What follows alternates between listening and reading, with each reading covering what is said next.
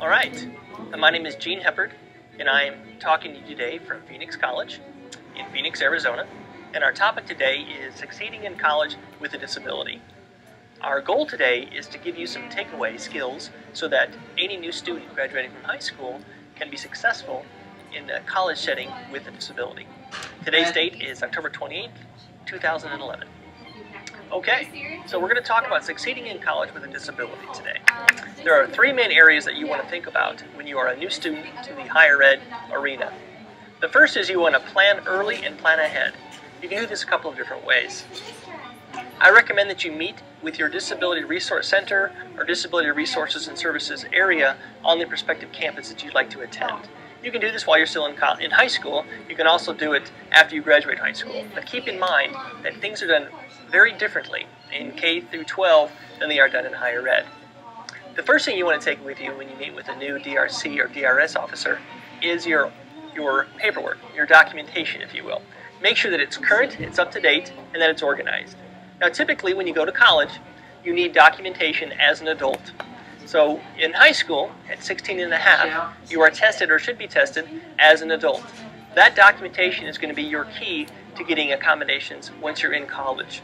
If you don't know about that, ask your transition coordinator or your special ed teacher at high school, and they will help you out with getting that information done. That's very important because in higher ed, in college, if you do not have a normed test as an adult, you will not get the accommodations that you're expected to or used to getting in high school.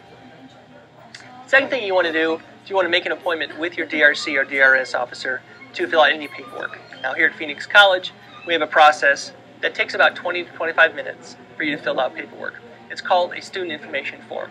That information form creates a folder for you to have a confidential file on our campus. That folder is current as long as you're a student here at Phoenix College. Once we have that in place, we will help you with all the other information you need.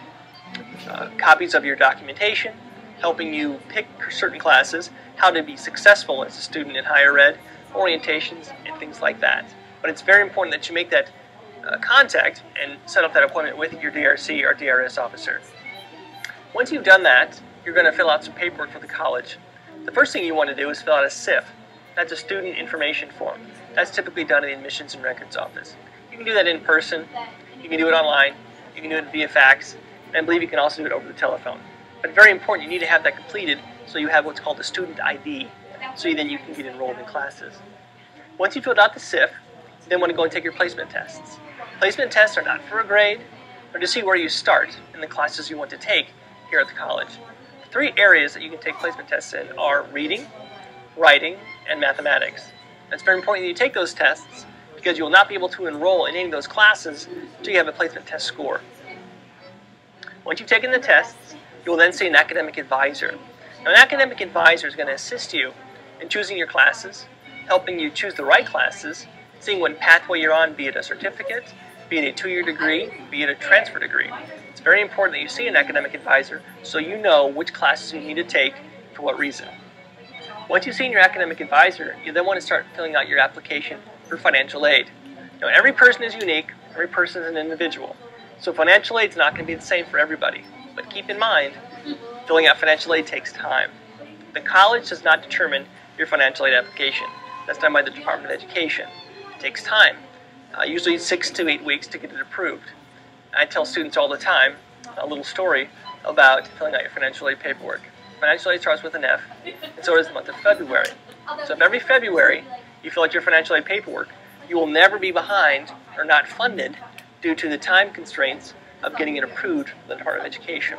So remember, financial aid every Friday, every February. Now once you've got that done, you're going to meet again with your Disability Resource Center officer, advisor, counselor. Then once everything's in place, your classes are picked, your financial aid's in order, your documentation is on hand, then we can focus on helping you with the accommodations you need in class. Now accommodations are such that they're specific to your disability. Common disabilities are things like learning disability, physical disabilities, autism, Asperger's disorder, deafness, hard of hearing, things like that. So whatever your documentation is, make sure it's specific to your disability. We help you with in-class accommodations. Those can be things such as note-taking assistance, extra time on tests, preferential seating, ASL sign language interpreters in class, audio recording of lectures, things of that nature, memory aids or devices, private testing rooms with minimal distraction.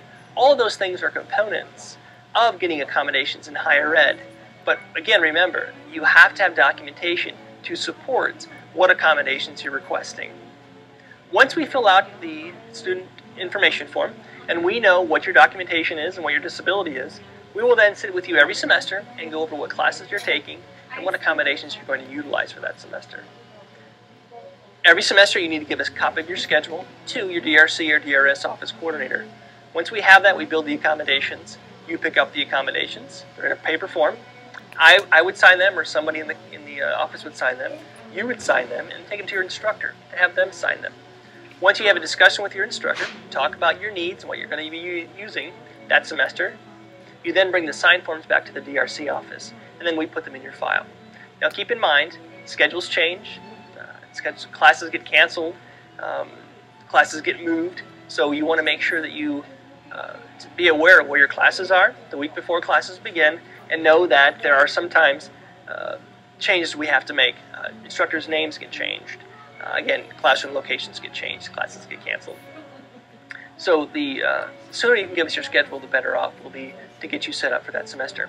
And then you're just responsible for using those accommodations every semester. Now, what the Disability Resource Center or office cannot do is give you absences, excuses for absence for not going to class, or expect that what you're requesting is unreasonable. Keep in mind, this is college, this is higher ed, this is no longer K through 12, or the No Child Left Behind, if you will. You're here in college because you want to be here. You're here because you want to get a higher degree, you want to get a career of some sort, you want to transfer on to the university. And those are things that are very noble, but you want to make sure that you understand it's different than K through 12. So keep in mind, you're here because you want to be here. So you're expected to be in class. You're expected to do homework. You're expected to be there for the tests. What you received in high school can be very different than what you receive in higher ed. But we can have that discussion and ask any questions you have with the Disability Resource Center and those representatives that can help you. Again, Phoenix College or any other higher degree institution is here to help you be successful with your career goals. So keep in mind, the more effort you put into it, the more time you prepare and plan for the things that are expected of a student, the more successful you're going to be. But the Disability Resource Center is here to help you to be successful, to complete your college goals, and so that you can move on to other things outside of this college. Okay, so now you filled out all your paperwork, you're ready to become a student at Phoenix College, or excuse me, in higher ed. So what do you want to do? Well, you want to plan ahead. So I would recommend a day or two before your classes begin, go to the campus, walk around the campus, get to know the campus, know where things are located, know where the parking is located, know where the bus stop drop-offs are located, know where things like Dial-A-Ride or community service providers drop off students that are getting driven to the campus, know where the cafeteria is at, know where ATMs are located, and know where the Disability Resource Office is located and where the faculty offices are located. Now keep in mind, college campuses are a little more spread out than high school campuses. So each college, if you will, is its own entity. So you have the nursing college, you have the liberal arts college, you have the life science college, you might have mathematics college, things like that. And those instructors are housed in those buildings or in those areas. So you'll want to know where those are located based on the schedule you're taking for that semester. It does not hurt to plan ahead. It does not hurt to think about it's going to be busy that first day of class or that first week of classes. It's going to be haphazard. There's a lot of new students there that don't know where they're going. But the better that you can prepare for your success, the more comfortable you're going to be, and the better received you're going to be in the classroom. You're going to be relaxed. You're going to be ready to learn. You're not going to be jittery and nervous about where to go next. So keep in mind you want to do that every semester. Now if you are sight impaired or visually impaired and you need assistance with navigating the campus, just make the appointment with your Disability Resource Center officer or coordinator, and they will take the time to show you where your classes are located. They'll map out the campus for you. Keep in mind, a lot of campuses, if you do drive to campus, require that you get a permit of some sort. So you put it on your windshield so you don't get a ticket. If that's the case, plan ahead and do that. Know where other services on campus are located, where the counseling service is at. Where is campus safety located? How do you navigate multiple campuses? Are all your classes on the same campus? I know here at Phoenix College we have 2 or 3 different campuses, so that make sure that when you reach your schedule, you know where you need to be. Keep in mind, on most campuses, the first week of classes, is kind of a learning curve. So if you get to class that first week and for some reason it's not what you expected, or you don't get along with that instructor, or the class is in a location you don't like, or there's something in the syllabus that doesn't lend itself well to what you want to learn, you have that first week to change those classes, and you'll be held harmless. Meaning, you can go to an academic advisor, you can meet with somebody to talk about what's another class that you can take.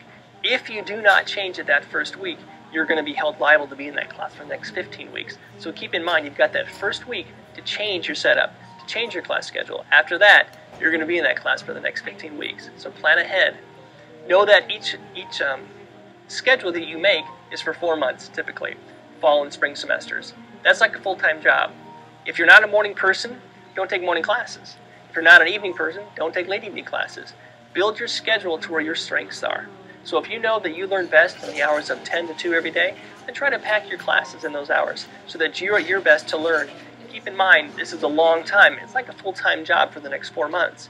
You're expected to pass your classes in order for you to keep your financial aid, but you're also expected to perform in the class. So there's classroom activities, there might be homework outside of the classroom, there might be projects you're expected to complete outside of the classroom. So make sure you know that before you commit to that 4-month schedule. And also keep in mind, you have to perform as a passing grade in order for you to continue to get financial aid. So what is a passing grade? C or better.